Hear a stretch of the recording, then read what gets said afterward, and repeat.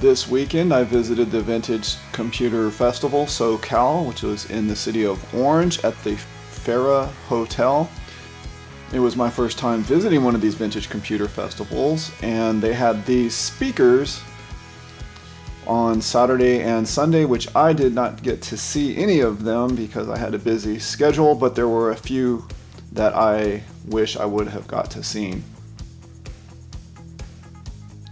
And then entering the hotel from the outside, this is what it looked like. You had these little decorated columns for the computer festival.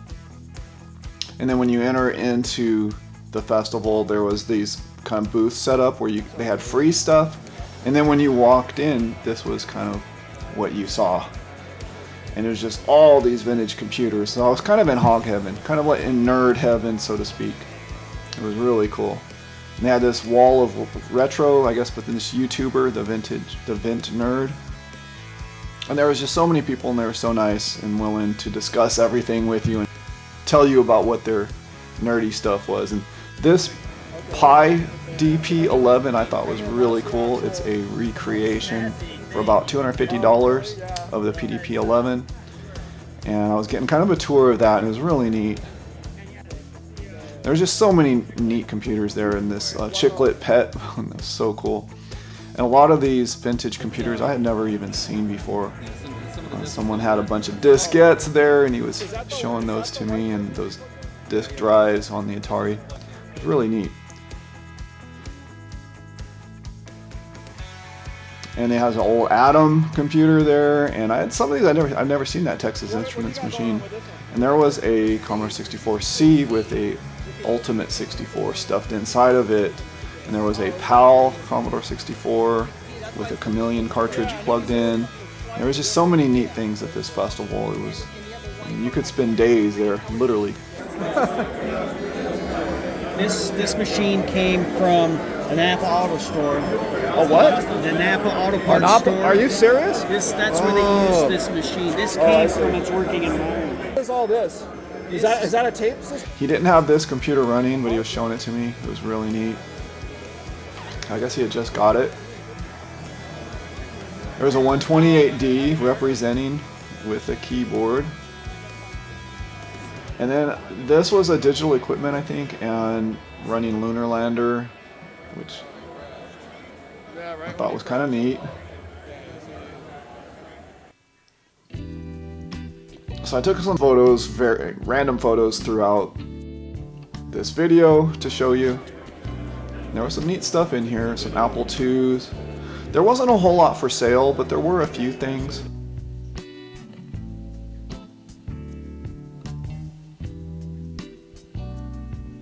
They had the Aquarius, I guess the reboot of the Aquarius there.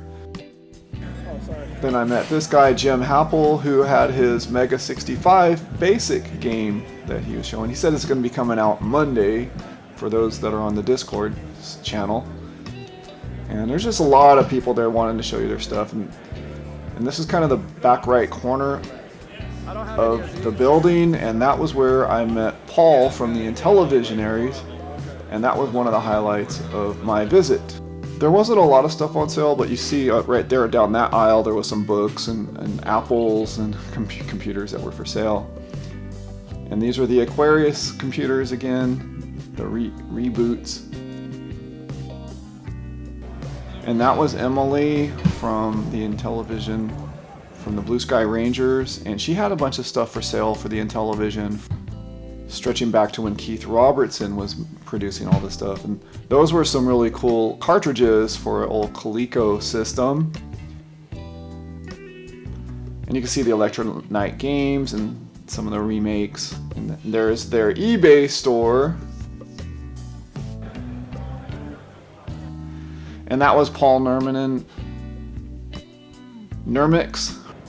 And it was nice to finally meet him, and I got to ask him a few questions that I had about his relationship with the Intellivision Amico, and he was kind enough to answer all my questions. And I actually bought I bought a Magnavox Odyssey classic console from him, and he gave me a discount on that. And this is someone that had a fairly complete Apple II collection, although the first Ultima one was a box for the Commodore series, not the Apple, but inside there he had the Apple II versions.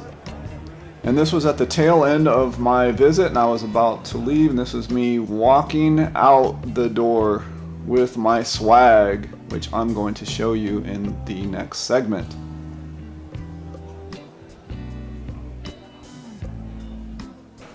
So here is that Odyssey Magnavox 400 that I got from Paul, and it was a complete system. There is the old school magazine that they were handing out for free.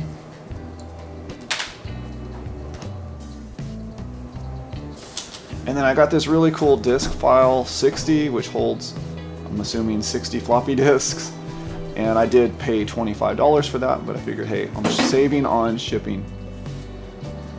And Emily from the Blue Sky Rangers, she was selling these little metallic replacement labels for the Intellivision, and she was selling for $5 a piece, so I picked up a couple. And Emily also sold me this Las Vegas poker and blackjack poster for about $20, which I was happy to get.